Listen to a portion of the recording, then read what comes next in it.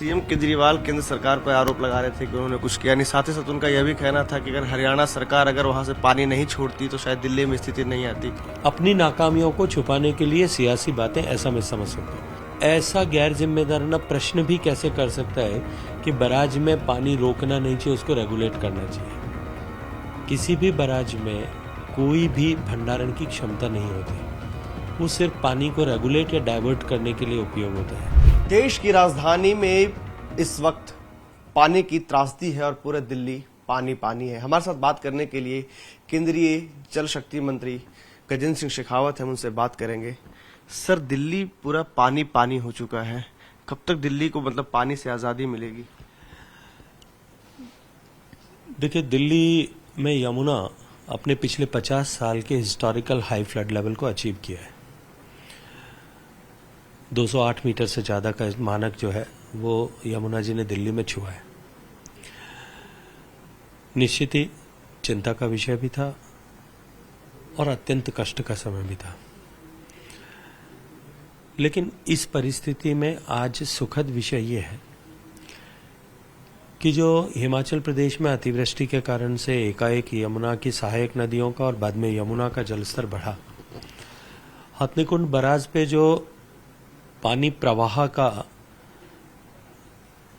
जो क्वांटिफाई किया गया था वो लगभग 3,50,000 क्यूसेक से ज्यादा था, लेकिन पिछले 48 घंटों में प्रवाह कम हुआ है। आज प्रवाह घट करके 1,50,000 क्यूसेक से कुछ ज्यादा ऐसा रह गया है और धीरे धीरे लगातार कम हो रहा है। हथनीकुंड से दिल्ली तक पानी को पहुंचने में सामान्यतः 44-45 घंटे लगते हैं, तो जो 2 दिन पहले लगभग वहां पानी बह रहा था, मध्य रात्रि में 2 दिन पहले, वो पानी आज यहां पहुंचा है। कल से जो जलस्तर घटा है वो अब धीरे धीरे उसका इम्पैक्ट आएगा और मुझे लगता है कि अगले 24 घंटे में ये जलस्तर नीचे उतर करके सामान्य के स्तर तक आ जाएगा। सर, सीएम केजरीवाल केंद्र सरकार पर आरोप लगा रहे थे कि उन्होंने कुछ किया नहीं। साथ ही साथ उनका यह भी कहना था कि अगर हरियाणा सरकार वहां से पानी नहीं छोड़ती तो शायद दिल्ली में स्थिति नहीं आती। तो क्या ये सिर्फ सियासी बातें हैं या फिर कहीं ना कहीं दिल्ली सरकार अपनी नाकामियों को छुपा रही है? दोनों ही विषय है। अपनी नाकामियों को छुपाने के लिए सियासी बातें, ऐसा मैं समझ सकता हूं। वरना कोई भी एक आईआईटी से पढ़ करके आया हुआ इंजीनियर जो अपने पढ़े लिखे होने का अभिमान करता है, प्रधानमंत्री और गृह मंत्री पर न पढ़े लिखे होने की टिप्पणियां करता है, उन पे प्रश्न चिन्ह खड़ा करता है, वो ऐसा गैर जिम्मेदाराना प्रश्न भी कैसे कर सकता है कि बराज में पानी रोकना नहीं चाहिए, उसको रेगुलेट करना चाहिए।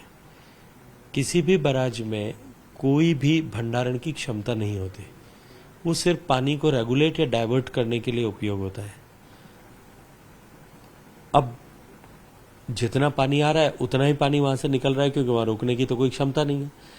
वहां अगर गेट बंद कर दिए जाएंगे तो पीछे इतना ज्यादा बाढ़ हो जाएगी कि पूरी यमुना के कारण से जो है हरियाणा, पंजाब, हिमाचल सबके सामने चुनौती खड़ी हो जाएगी।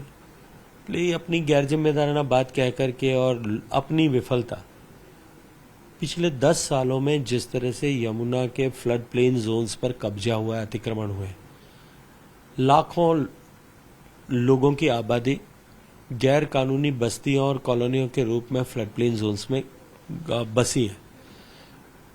एनजीटी और विभिन्न न्यायालयों के बार बार कहने के, चेताने के बावजूद भी दिल्ली सरकार ने वोटों की अभीप्सा में और राजनीतिक लाभ की प्रत्याशा के साथ में कोई कार्रवाई नहीं की।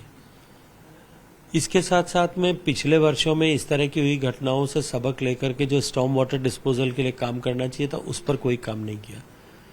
सुवेज इंफ्रास्ट्रक्चर को जिस तरह से बढ़ी हुई आबादी के हिसाब से अपग्रेड करना था, उस पर कोई काम नहीं हुआ।